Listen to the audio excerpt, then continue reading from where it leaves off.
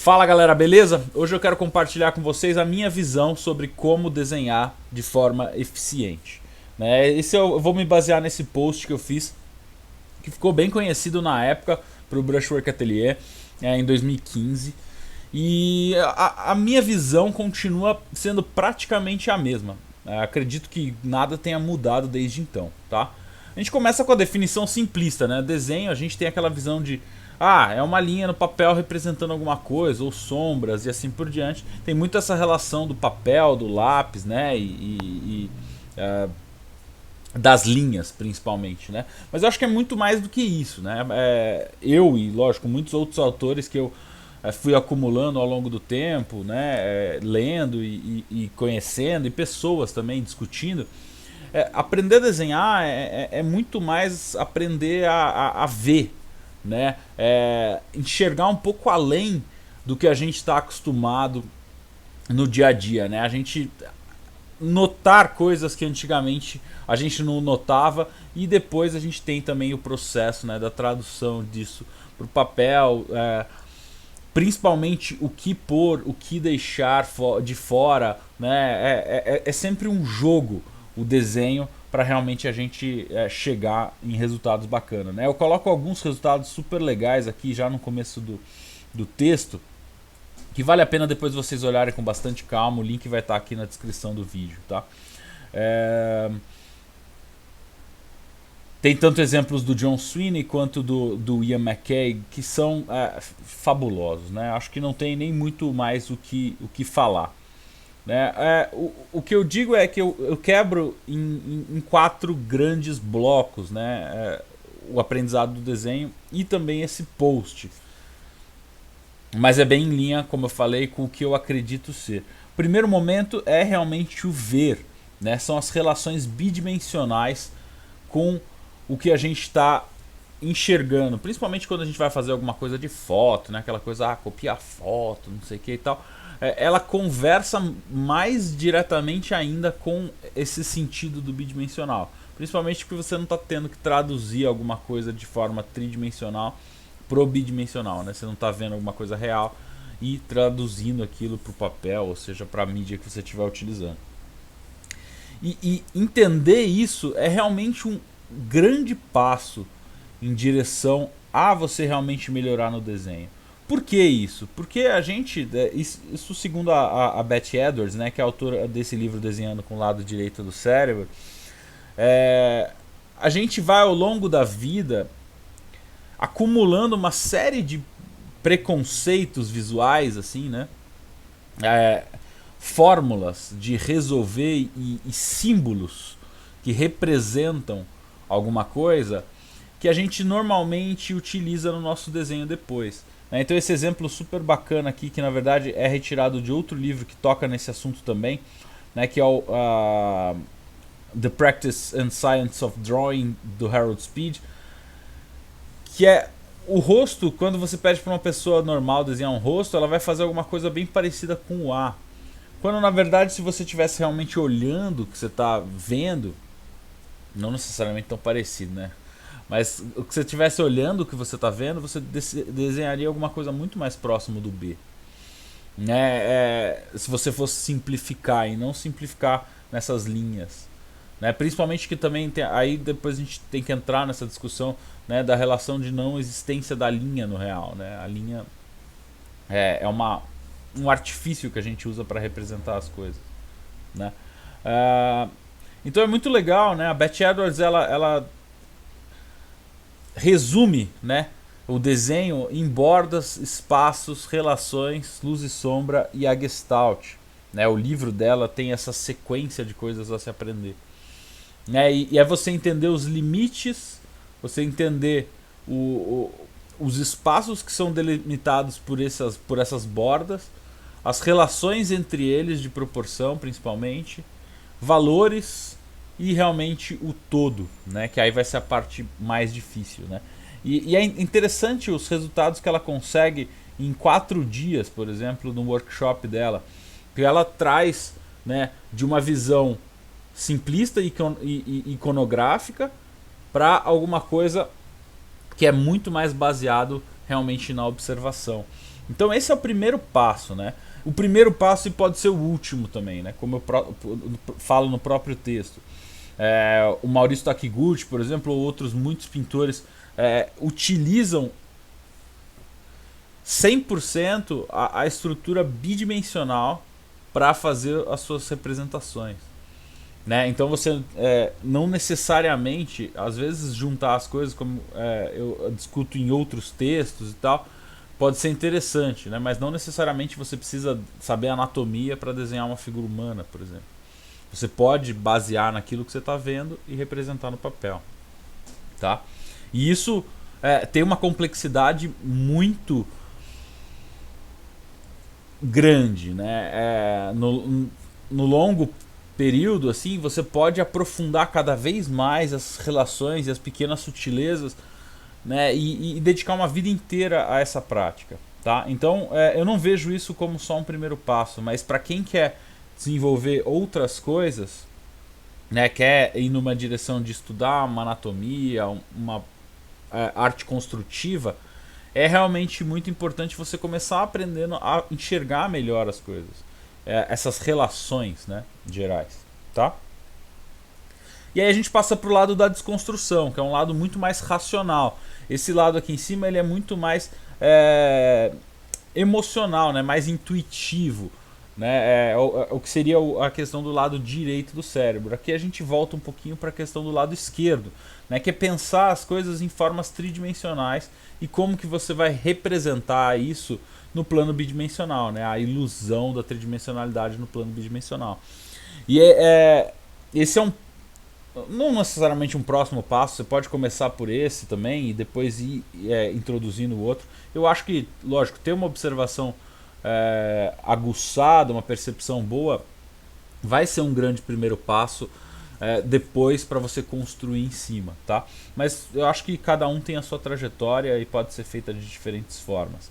Mas é isso, é pensar de forma tridimensional e como representar isso, às vezes usando regras de perspectiva, às vezes usando, quer dizer, quase sempre usando regras de perspectiva, nesse caso do tridimensionalidade, e várias outras, né, leis um pouco mais físicas para você representar o que você está vendo, tá? O Andrew Loomis, né, ele fala no livro dele a questão dos 5 P's e os 5 C's, né, uma forma de dar um framework aí, que eu acho que ele divide bem também essa questão um pouco mais objetiva e subjetiva, vamos dizer assim. Não que seja tão nítido, né? Mas você entender as proporções, né, do tridimensional, o posicionamento no espaço, e aí, consequentemente, você vai precisar da perspectiva para colocar isso, e entender planos e incidência de luz, né? Aí depois ele vai para uma parte que vai ser um pouco mais subjetiva, que é essa relação de padrões, né? E até um pouco da leitura geral da imagem. E aí você vê também aí o lado mais, entre aspas, de criação e subjetivo, né? Que é a parte da concepção. Aí a construção seria mais objetiva e racional, que aí você está pensando toda essa parte que ele falou aqui de 1 a 4 principalmente. Depois você pensa em contorno, né, que já entra um pouco nas relações subjetivas, e depois você vai aí para sugestão de personalidades e clima da cena, né, e a consistência da cena como um todo, tá? Aqui eu falo com muito mais calma, eu acho que vale a pena ler com calma para quem quiser aprofundar. Também não quero deixar esses vídeos muito longos, beleza? Aqui o próprio Andrew Loomis construindo em perspectiva, né? E a gente vê isso também na prática funcionando com o Kim Jung-gi da vida, né? Ele vê praticamente todos esses processos da criação na cabeça dele e vai construindo. Eu acho que ao longo do caminho ele deve ir colocando outras coisas também para fechar mais a cena, né? Às vezes não em cenas bem não fechadas e certinhas, mas que tem menos margem, eu acho, para exploração. Mas em algumas cenas dessas que eles colocam vários personagens em perspectivas às vezes até diferentes, eu acho que ele consegue também olhar e fazer correções e colocar elementos que vão enfatizar coisas diferentes, tá? No próprio Successful Drawing também tem uma segunda parte que ele fala bastante da questão de valores, né? Que é o que a gente falou antes, que não existe a linha, na verdade, né? No mundo real. É sempre variação de valores que vão dar a sugestão da forma. Então ele conversa muito essa relação de planos e alteração de planos. E é todo um mundo a ser explorado, né? Eu quis, nesse post aqui, passar por todos os elementos que eu poderia passar, né? Aí eu sugiro alguns livros, né? Assim como eu sugiro aqui no canal, uma, tem uma playlist inteira só de sugestão de livros, com review dos livros que eu tenho. Então é bem bacana vocês darem uma olhada. Também dou uma sugestão de alguns cursos, né, e materiais que tem pela internet. Hoje em dia existe o curso do Brushwork Atelier Online também, que é modéstia à parte, um bom recurso também, né? A gente tem obtido vários resultados bem bacanas com os alunos, né? E a gente deve continuar sempre com turmas novas e assim por diante. Beleza? Mas tem várias sugestões aqui que vocês podem também explorar. Na época desse post não existia o curso. Visualizar e reconstruir. Aí a gente vai para uma parte que eu acho que é bem mais complexa, vamos dizer assim, do lado da criação, né? Que é você começar a popular a sua mente e a sua tão chamada biblioteca visual, né, para você começar a conseguir visualizar coisas, né? O Ian McKay também faz um pouco disso, ele brinca com a questão de sonhar no papel, né? Você conseguir usar aquele poder de visualização que você tem do sonho para transmitir aquilo para o papel e você fazer depois desse trabalho ali, né, de realização daquilo que você está sonhando no papel. E é bem interessante que aí você vai começar um jogo, né, do bidimensional com o tridimensional.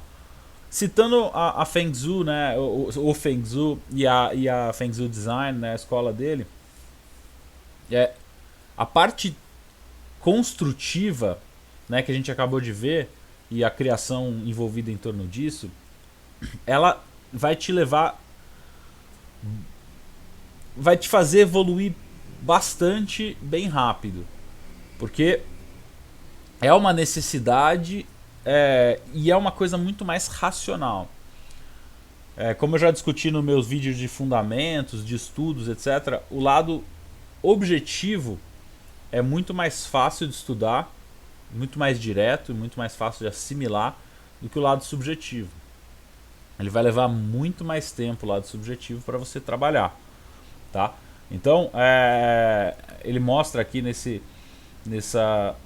vídeo aqui do antes e depois, ele fala, né, a relação de você entender os conceitos de perspectiva.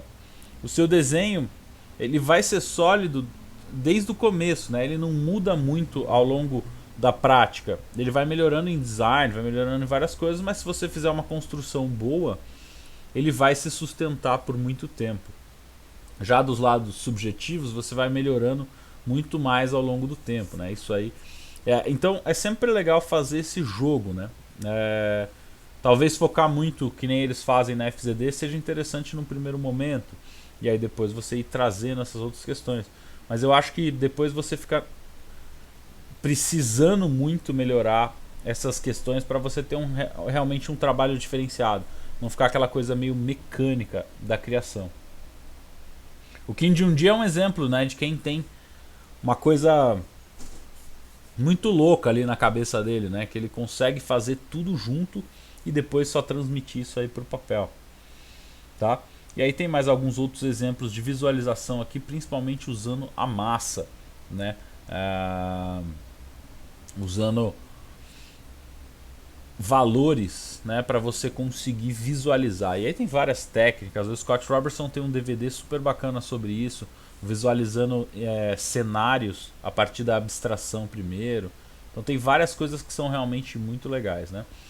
Aqui eu falo um pouquinho do uso de referências também, que é uma coisa que é super mística, né? E tem até uma temática meio polêmica do usar ou não usar, o quanto usar, se você pode jogar como textura, photobashing, essa coisa toda. Nós vamos discutir isso aí mais pra frente em outros vídeos, eu já discuti em outros posts, se você quiser explorar um pouco no blog, tá? Mas no final das contas é realmente muita prática, né? Usar esses conceitos, né? Desenvolver a capacidade de absorver, de observar de forma analítica, não necessariamente de forma racional, mas você analisar de forma intuitiva, isso aí vai ficar bem controverso, mas no sentido de você ir um passo além do que a gente está acostumado a ver no dia a dia, né? Aí desconstruir de forma realmente racional, depois você praticar a visualização, não praticar o suficiente, mas praticar também a visualização, não só o desenho, né? Mas pensar e tentar jogar para o papel.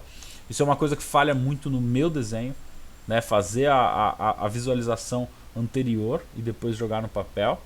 E utilizar todos esses processos para criar os desenhos de imaginação, né? Você fazer a reconstrução depois e chegar no final, né? E se divertir, né? Esse eu acho que é outro ponto importantíssimo, né? Tem uma frase importante que o Anthony Jones fala, e não sei se é nesse, eu acho que é num outro post que eu acabei de ler. Mas de qualquer forma, o mais importante, ele diz, né? O mais importante do que aprender formas de como desenhar alguma coisa, como desenhar outra coisa, é realmente como aprender a como não parar de desenhar. Acho que ao longo de muito tempo, de muita prática, você vai realmente melhorando cada vez mais, se questionando e evoluindo, tá? Então, se tivesse alguma coisa que for a forma mais eficiente, é encontrar formas de você não parar, tá bom? Aqui tem várias sugestões de artistas bem bacanas aí para vocês conhecerem também, e outras sugestões de posts interessantes que vocês podem gostar também. Beleza? A gente se vê então no próximo post. Se curtiu, dá um like aqui, segue o canal, segue também lá no Facebook, tem todas as informações aqui na descrição, e a gente se vê aí no próximo vídeo. Até mais!